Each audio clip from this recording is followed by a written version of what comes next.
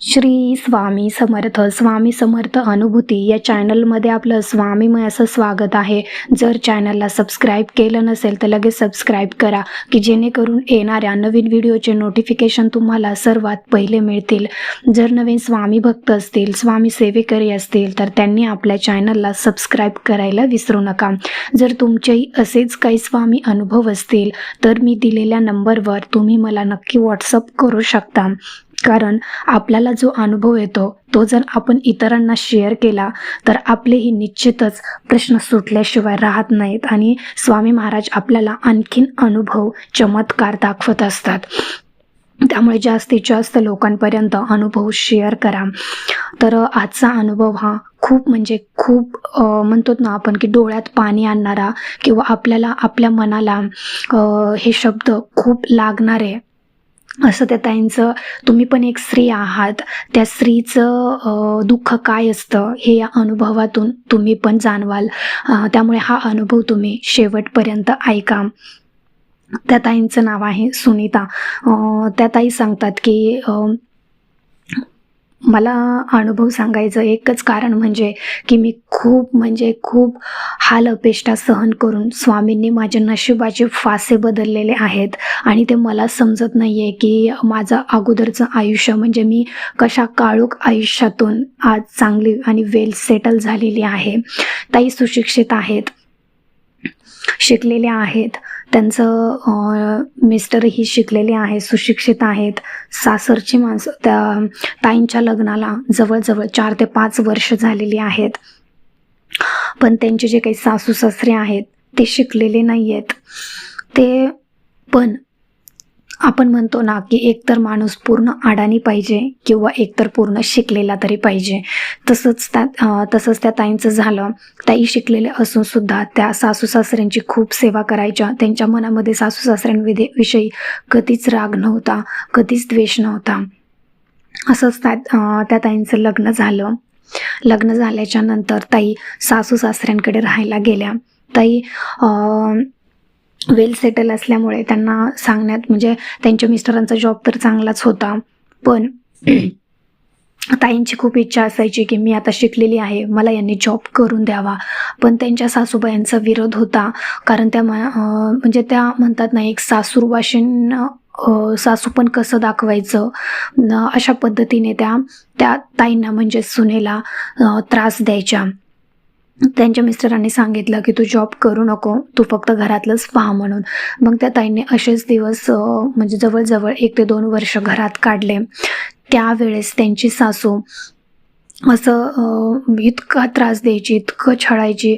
आपण म्हणतो ना की एक मानसिक त्रास कसा असतो, जर समजा एखाद्या भाजीमध्ये मीठ जास्त झालं तरी पण त्या सासूबाई त्या ताईंना बोलायच्या की आज मीठच कमी आहे, आज तिखटच जास्त आहे, आज तुझ्याकडून चपातीच जळाली आहे किंवा तुला चपात्याच येत नाहीत. असं भल्या म्हणजे किती पण छोट्या छोट्या गोष्टीवरून त्या ताईंना टॉर्चर करायच्या त्यांच्या सासूबाई. आणि इतकं म्हणजे म्हणतो ना आपण की घरात पाऊल ठेवताच त्यांचा छळ सुरू व्हायचा. इतका त्रास, इतका भयानक त्रास की अक्षरशः त्या ताईंचे जे काही भांडी आहेत ते पण त्या बाहेर फेकून द्यायच्या. ताईंच्या ज्या वस्तू आहेत, कपडे वगैरे, ते पण बाहेर फेकून द्यायच्या. जेव्हा ताई एखाद्या कामासाठी बाहेर गेलेल्या असतील तेव्हा त्यांच्या वस्तू घेऊन त्या कुठेतरी लपून ठेवायच्या. म्हणजे अशा प्रकारची बरीचशी त्यांचे म्हणजे छळ केला, त्यांचा त्रास दिला. पण त्या ताईंनी सहन केला. पण त्याच्यानंतर त्यांनी ठरवलं की मला आता सासूबाईंकडे राहायचं नाही. म्हणजे तुम्हीच विचार करा ना की एखादी बाई सकाळी उठल्यापासून म्हणजे 6 वाजल्यापासून ती जर दुपारपर्यंत कंटिन्यू बडबड करतीये तर अर्थातच त्या ताईसुद्धा त्या सासूबाईंना बोलणार की आता बास करा, खूप ऐकून घेतलं मी. असं 1-2 शब्द त्या बोलल्या. तर त्याच्यानंतर त्यांच्या सासूबाईंनी इतके भांडण काढले. माहेरच्या माणसांना नावं ठेवली, आईवडिलांना नावं ठेवली की तुझ्या आईवडिलांनी कुठे काय दिलंय, असंच केलंय, तसंच केलंय. मग तुम्ही विचार करा की एखाद्याचे आपल्या जर आईवडिलांना कोणी काही बोललं तर म्हणजे एवढं सगळं करून सुद्धा आणि देऊन सुद्धा जर एखादी सासू अशी म्हणते की तुझ्या आईबापाने काय दिलंय, तर तेव्हा कोणत्याही सुनेला, कोणत्याही ताईंना राग हा येणारच. तर त्या ताईंच्या बाबतीतही तसंच झालं. त्या ताईंना राग आला आणि त्या ताईंनी निर्णय घेतला की मला आता या सासू सासऱ्यांकडे राहायचं नाही आहे. तर त्या ताईंनी त्यांचे मिस्टर जॉबला बाहेर होते. मग त्या ताईंनी ठरवलं की मी पण चांगली शिकलेली आहे, मी पण जॉब करू शकते. त्या ताईंनी जॉब सर्च करायला सुरुवात केली आणि काही दिवसांमध्येच त्या ताईंना खूप चांगला जॉब मिळाला आणि ताई तिथून निघून गेल्या आणि त्यांच्या मिस्टरांचीही ट्रान्सफर झाली आणि पुण्यामध्ये आज त्या वेल सेटल आहेत. म्हणजे दोघांची आउट ऑफ कंट्री त्यांचे मिस्टर होते जॉबला.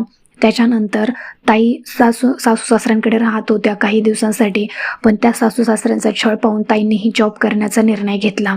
कसल्याही परिस्थितीमध्ये मला जॉब करायचा आहे आणि त्यांनी जॉब सर्चिंग सुरू केली. त्यांना जॉब लागला पुण्यामध्ये, चांगल्या कंपनीत त्या जॉबला लागल्या आणि त्यांना त्या पैसे स्वतः कमवायला लागल्या.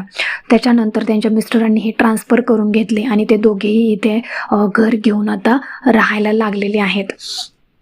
तर त्याच्यानंतर असेच काही दिवस गेले आणि त्यांच्या सासूबाईंना म्हणजे आता छळ करायला तर एक तर कोणीच नव्हतं. आता वय होत चाललेलं होतं आणि वय जेव्हा वाढत जातं तेव्हा आपल्याला आधाराची गरज असते. आपल्याला असं वाटतं की आपल्यासोबत एकतर मुलगा तरी असावा किंवा मुलगी तरी असावी की जेणेकरून आपल्याला खाणं पिणं आपलं सगळं बघेल म्हणून. पण जेव्हा आपलं तरुणपण असतं तेव्हा आपण सुनेला त्रास दिलेला असतो, मुलाला त्रास दिलेला असतो, हे त्या विसरून जातात. मग अशाच काही दिवस गेले. त्यात सासूबाईंचं वय वाढत चाललेलं होतं आणि त्यांना कुठेतरी असं वाटायचं की आपण म्हणजे आज आपली सूनबाई कमवायला लागलेली आहे, मुलगा कमवायला लागलेला आहे, तर त्या कमवण्याचा अभिमान त्यांच्या सासूबाईंना वाटायचा की माझी सून आता कमवतीये. पण एक काळ असा होता की अक्षरशः त्या सुनेचा इतका छळ करायच्या, त्या भांडे वगैरे बाहेर सगळे फेकून द्यायच्या आणि आज त्या इतक्या वेल सेटल झालेल्या आहेत. तर त्यांच्या सासूबाईंचे बघा त्यांचं जे मत होतं ते पण बदललं. सुनेचं कौतुक करायच्या, मुलाचं कौतुक करायच्या, सुनेला म्हणजे खूप गोड बोलायच्या, चांगलं बोलायच्या. का तर पूर्ण ताईंची परिस्थिती बदलली. म्हणतात ना, जेव्हा आपल्याकडे पैसा नसतो, आपण काहीच करत नाही, तेव्हा आपल्याला कोणत्याच गोष्टीमध्ये किंमत नसते. पैसा म्हणजे ह्या स्वामी अनुभवातून तुम्हाला एकच सांगायचं आहे की जेव्हा आपल्याकडे काहीच नसतं तेव्हा अगदी आपल्या घरातले सुद्धा आपल्याला किंमत देत नाहीत. म्हणजे त्या सासूबाई जेव्हा त्या ताई जॉब करत नव्हत्या तेव्हा त्या ताईंना एकदम म्हणतात ना की खूप त्रास दिला, खूप म्हणजे मानसिक त्रास, मानसिक छळ केला. आणि जेव्हा ताई चांगल्या कमवायला लागल्या तेव्हा त्यांना अभिमान वाटायला लागला, कौतुक करायला लागल्या आणि त्यांच्यासोबत त्या गोड गोड बोलून त्यांना म्हणायच्या की मी तुझ्याकडे राहायला येऊ का. आणि जेव्हा सासूच्या दारात सून राहत होती तेव्हा तिला नको नकोसं झालं होतं. मग आता का सुनेची गरज पडतीये. तर या स्वामी अनुभवातून तुम्हाला एकच सांगते की आपणही कोणाची तरी मुलगी आहोत किंवा आपल्याला जर आपली मुलगी जाताना आपली मुलगी जेव्हा सासरला जाते तेव्हा आपण पूर्ण बिनधास्त असतो. का तर आपले संस्कार चांगले असतात. आपल्याला माहिती असतं आपली मुलगी कधीच वाईट वागणार नाही, कारण आपले तेवढे संस्कार वाईट नाहीत. पण जेव्हा दुसऱ्याची मुलगी आपल्या घरात येते तेव्हा आपण का छळ करायचा, ती पण कोणाची तरी मुलगी आहे. तर म्हणजे जेव्हा आपल्या मुलीला त्रास होतो तेव्हा तिला किती दुःख होत असेल. तसंच दुसऱ्याची मुलगी जेव्हा आपल्या घरात येते तेव्हा जर आपण तिला असा त्रास दिला, आपण जर असा छळ केला तर तिला किती दुःख होत असेल, तिला किती वाईट वाटत असेल. पण तीच आपली मुलगी आहे असं समजून जर आपण तिच्यासोबत वागलं तर खरंच जे काही सासू सुनेचं नातं आहे ते अगदी आई मुलीसारखं होऊन जाईल. पण आजच्या काळामध्ये असं राहिलेलं नाही आहे. मुलीलाही वाटतं की आपण फक्त नवऱ्यापाशी राहावं आणि सासू सासरे नको, कोणीच नको म्हणून. पण आणि सासूबाई पण अशा पाहिजेत की आपली मुलगी आहे असं समजूनच तिला आपण वागवलं पाहिजे. म्हणजे म्हणतात ना, एका हाताने टाळी वाजत नाही, तसंच आहे हे. चूक दोघांची पण असते, सासूची पण असते, सुनेची पण असते. पण जर समजून घेतला आपण तर दोन्हीही नाती अगदी म्हणजे जे सासू सुनेचं नातं आहे ते अगदी व्यवस्थित राहतं, चांगलं राहतं. फक्त समजून घेण्याची पात्रता आपल्याकडे पाहिजे. कारण काय सगळं आपल्याला इथेच ठेवून जायचं आहे. आपण म्हणतो हे माझं ते माझं, हा पैसा माझा, पैसा म्हणजे सगळं काही आहे. पण एका लिमिटपर्यंत आपण पैसा कमवू, पण जो माणूस गेलेला आहे किंवा जी वेळ गेलेली आहे ती परत मिळत नाही. आणि जे आपण वाईट शब्द बोललेला असतो ते शब्द आपल्याला एकदा बोलले की बोलले, आपल्या तोंडून निघाले की निघाले, परत ते माघारी घेता येत नाहीत. त्याच्यामुळे बोलताना पण तुम्ही थोडासा विचार करून बोला.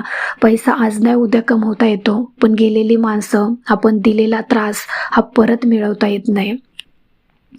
कारण एकदा का मन तुटलं किंवा एखाद्याचं मन आपण दुखवलं तर त्याच्या जे काही मनाला वेदना होतात, वाईट वाटतं, तो त्रास खूप भयानक असतो, खूप म्हणजे खूप भयानक असतो.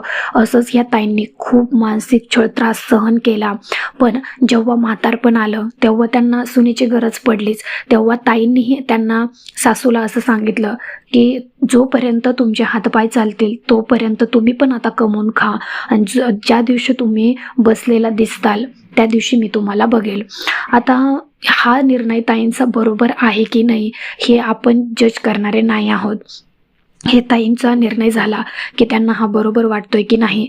पण ताईंच्या मनामध्ये पण कुठेतरी असं वाटत असेल ना की मी जेव्हा नवीन नवीन घरात लग्न करून घरात आली तेव्हा ह्यांनी मला किती छळलेलं आहे. मग आत्ता जेव्हा माझी गरज त्यांना पडतीये तेव्हा जोपर्यंत त्यांचे हातपाय चालतात तोपर्यंत त्यांना एकटं राहू द्या. जेव्हा खरंच ते बसून खातील तेव्हा मी आहेच, असं त्या ताईंचा विचार होता. पण कसं असतं, जेव्हा म्हातारपण येतं, म्हातारपण हे प्रत्येकाला असतं आणि म्हातारपणात आपल्या मुलांची, मुलीची, सुनेची ही गरजच पडत असते. त्याच्यामुळे एकमेकांना जर आपण आधार दिला तर निश्चितच आपलं जे काही घराचं वातावरण आहे, जे काही मुलांवर संस्कार आहेत, बोलणं चालणं आहे, ते सगळं छान आणि सुंदर होऊन जातं. तर त्या ताईंनी ह्या सगळ्या काळामध्ये जेव्हा ताई एकट्या पडायच्या तेव्हा त्यांनी स्वामी सेवा सोडली नाही. ताईंनी जेव्हा चांगले दिवस आले तरी त्यांनी स्वामी सेवा सोडली नाही. म्हणजे बघा, याच्यातून एकच सांगायचं आहे की तुमच्यावर परिस्थिती कशीही असू द्या, तुम्ही स्वामींची सेवा करण्याचं सोडू नका. एक ना एक दिवस स्वामी तुमचे दिवस बदलल्याशिवाय राहणार नाहीत. कारण ह्या ताईंचे पण दिवस खूप खराब होते. ताईंना असं वाटायचं की एक एक दिवस हा कधी निघून जातोय, कधी निघून जातोय. म्हणजे अक्षरशः त्यांना 2 वर्ष हे त्यांच्या 2 जन्मासारखे वाटत होते. म्हणजे बघा ना तुम्ही, हे प्रत्येक दिवशी तितकाच त्रास, रोज उठून तितकीच भांडणं, रोज उठून तितकीच भांडणं. मग कोणाला वाटणार नाही 1 तास हा आपल्याला 1 वर्षासारखा वाटतो. अगदी म्हणजे त्या ताईंनी कसे कसे दिवस काढले असतील ते ताईंनाच माहिती. पण जेव्हा ताईंचे दिवस बदलले, नशिबाचे फासे बदलले, तेव्हा तीच माणसं आपल्याला, म्हणजे जेव्हा आपल्याकडे चांगले दिवस येतात तेव्हा तीच माणसं आपल्याला गोड गोड बोलून आपला फायदा घेतात. पण असं न करता आपणही थोडंसं समजून घेतलं तर सगळे दिवस बदलतील, म्हणजे बदलतील. पण तुम्ही जर स्वामींची सेवा केली तर निश्चितच तुमचे दिवस बदलल्याशिवाय राहणार नाहीत. या ताईंचेही दिवस स्वामींच्या सेवेमुळे बदललेले आहेत. नशीब स्वामींच्या सेवेमुळे बदललेलं आहे. म्हणून त्या ताई सांगतात की परिस्थिती आपल्यावर कशीही असू द्या, भलेही आपल्याला एक वेळचं अन्न खायला नसू द्या, पण तुम्ही स्वामींची सेवा सोडू नका. जेव्हा तुम्ही दुःखात असता तेव्हा तुम्ही स्वामींना हाक देता, पण जेव्हा तुम्ही सुखात असता तेव्हा तुम्ही स्वामींना विसरून जाता. असं कधीच करू नका. जेव्हा तुम्ही दुःखात आहात तेव्हाही स्वामींची सेवा करा, आणि जेव्हा तुम्ही सुखात आहात, आनंदात आहात तेव्हाही तुम्ही स्वामींचे आभार माना. स्वामींना विसरू नका. कुठल्याही परिस्थितीमध्ये स्वामींची सेवा सोडू नका. सेवा करा, जास्तीत जास्त सेवेकरी घडवा की जेणेकरून तुम्हाला स्वामींचा जो काही आशीर्वाद आहे तो जास्तीत जास्त लोकांचाही मिळेल. लोकांचा दुवा तुम्हाला, लोकांचा आत्मा जो आहे तो तुम्हाला दुवा देऊन जाईल. म्हणजे आपण जर दुसऱ्यांचे दुःख दूर केले, संकट दूर केली तर निश्चितच स्वामी महाराज आपल्यासोबत कायम साथ देतात, कायम सोबत असतात. आणि चांगल्या माणसांसोबत नेहमी वाईट घडतं, पण स्वामी महाराज त्यांची साथ कधी सोडत नाहीत, हे लक्षात ठेवा. तर ह्या ताईंचा अनुभव खरंच डोळ्यात पाणी आणणारा होता. आणि ताईंचा अनुभव ऐकून अंगावर शहारे देखील, मी जेव्हा अनुभव हा रेकॉर्ड करत होते तेव्हा माझ्याही अंगावर शहारे येत होते. कारण बघा तुम्ही, चांगले दिवस यायला वेळ लागतो, पण जो संयम असतो ना तो प्रत्येकाकडे नसतो. तर ह्या ताईंचा अनुभव तुम्हाला कसा वाटला मला कमेंट बॉक्समध्ये नक्की कमेंट करून सांगा. आवडला असेल तर लाईक, शेअर आणि सबस्क्राईब करायला विसरू नका. भेटूया अशाच एका नवीन व्हिडिओसोबत. तोपर्यंत सर्वांना श्री स्वामी समर्थ.